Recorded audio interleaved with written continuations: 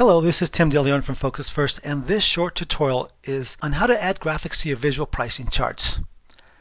Here's a sample of what I'm referring to. This is a good example of a time to sell chart. Additionally, I've placed an oval on this chart to emphasize a key pattern where homes have sold. You can add graphics to any of the visual pricing charts. While this is a good example of a graphic on a time to sell chart, generally I create graphics on my scattergrams. So let's show you how to do that on the PC. If you have a Mac, we have a comparable video that will show you what we're doing here and how to do that on the Mac. So here's a scattergram that I've been working on. We have some data points and we have some text boxes. This was all created with the standard create scattergram process. To add graphics to your chart, you will need to bring up the Shape toolbox. The Shape toolbox has all the tools necessary to enable you to add several kinds of shapes. To access the Shape toolbox, go to the top menu. Under the Insert, you will see a Shapes option. Once you do that, you will see all the different tools that you can add. Notice that you must have the chart selected. For example, if I select outside the chart and then select Insert, the Shapes is now grayed out. To get that back, all I need to do is select the chart, and then you see when I select Insert, the Shapes is all here. Once you have the Shape toolbox up, you will see that there's lots of things that you can add. Be careful of adding too many objects. You don't want to get your customer confused or distracted with all the wild stuff that you can do. I will generally add text boxes, arrows, sometimes just lines. So let's add a text box.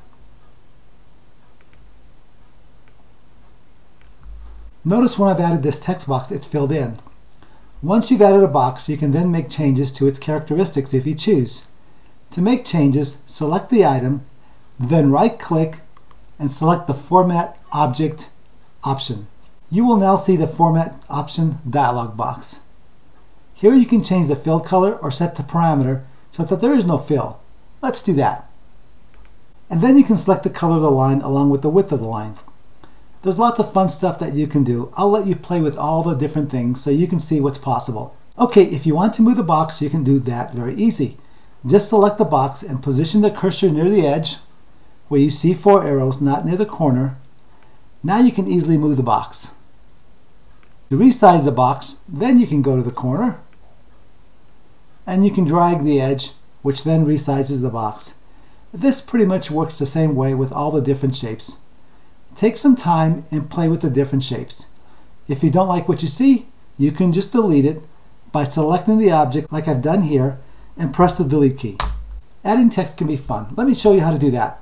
To add text, I usually like to add text in the box. Of course, as you'll find out when you play with all the tools, you can add text to just about any of the objects.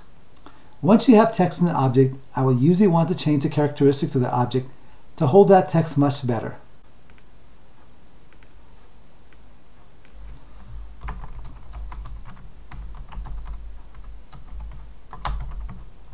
Once I have text in an object, I will usually want to change the characteristics of that object to hold that text much better. Just as before, I select the object and right-click and select Format Object.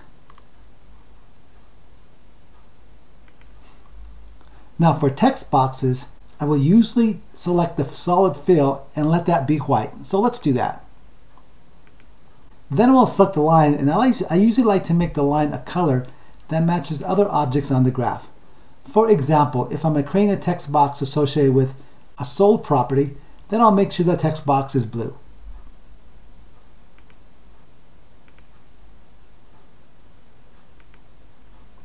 Now one more feature I always use under the text box characteristic, here is where I recommend you use the Reshape Size to Text option. That is located under the text box characteristics. Now you can see I can't see any of the characters because they're all white, but I can just triple click here, select everything, and now I can go to the home page to make some last changes.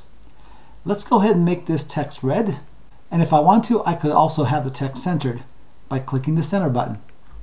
Let's go ahead and make it just a little bit larger. Now if you want to, you can modify the text box size, and as you can see, the text is changed automatically with that as well. Okay, let me make one more point that will help you, and that is the concept of layering. The order of the object you place on the graph is based on when you created that object.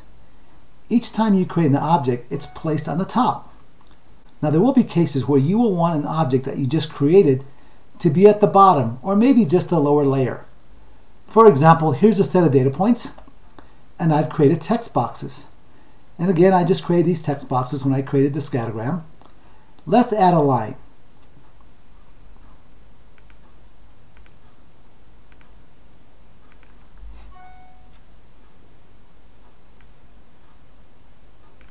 Notice that since I just created the line, it's on top of all the other text boxes. But I don't really want it to be on top. I prefer that it's behind these text boxes. You can right-click and you will find that there's a Bring to Front or Send to Back option. That will let you move the object backward or forward one layer, or usually what I do is move it all the way to the back, or you can also move it all the way to the front. There you go. That's what I want. Now let's take a look at this chart.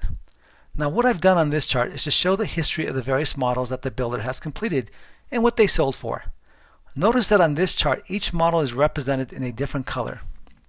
So how did I do that? Let me show you. First of all, I created a scattergram chart the way you normally would.